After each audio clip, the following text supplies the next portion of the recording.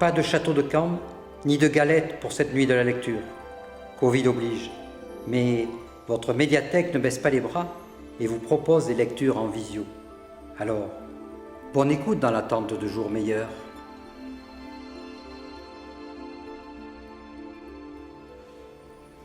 Le fantôme de Boris Vian est venu me visiter en rêve. Il m'a joué Chloé à la trompinette plus que Boucher, pour que je l'écoute sans que cela puisse me réveiller.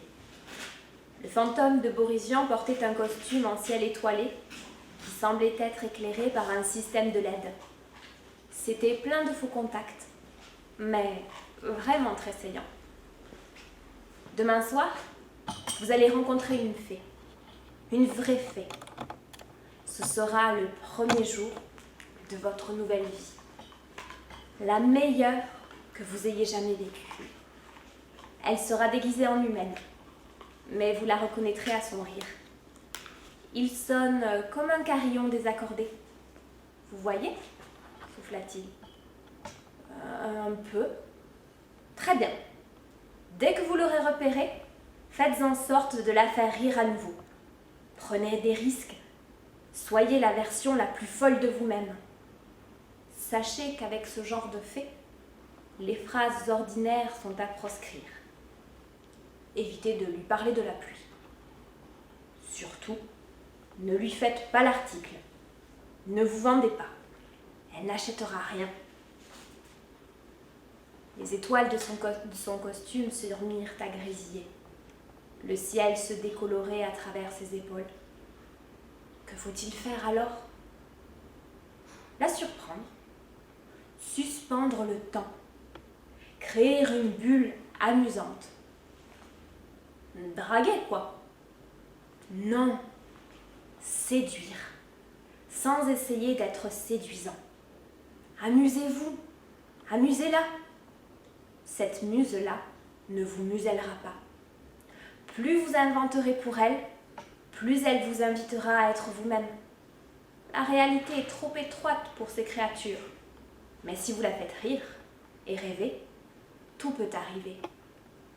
Peu de gens ont la chance de croiser le chemin d'une vraie fée. Mais faites attention au dérèglement joyeux de la métrique amoureuse. À quoi ? Au dérèglement joyeux de la métrique amoureuse. L'intensité de la joie que vous allez ressentir équivaudra à un penalty réussi à la dernière minute d'une finale de Coupe du monde de football. C'est ce qu'on appelle un coup de foudre. Et c'est forcément un peu dangereux, la foudre. Je me tiendrai prêt. Bien sûr que non. Vous ne vous tiendrez pas prêt. Imaginez que vous marchez dans la rue et que tout à coup, le sol se dérobe sous vos pieds. 300 mètres de dénivelé. Il vous faudra apprendre à marcher dans le ciel, sans vous perdre dans les nuages. Tout s'accélérera, et vous désirerez que cela s'accélère encore. Puis la peur vous gagnera, car dès que vous la rencontrerez, vous commencerez à avoir peur de la perdre. Surtout, c'est très important, n'oubliez jamais de... La sonnerie du réveil retentit.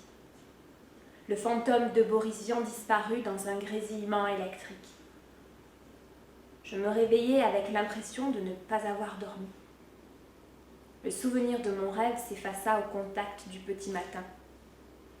En sortant de la douche, il n'en restait presque rien. La réalité du jour reprit ses droits. Le soir, je devais me rendre au café des Deux Magots pour y célébrer Boris Vian en tant que parrain de son centenaire.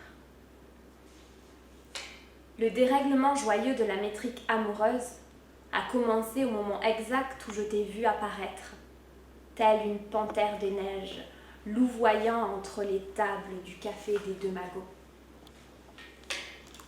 En moins d'1 minute, j'eus l'impression de te connaître, depuis longtemps avant ma naissance.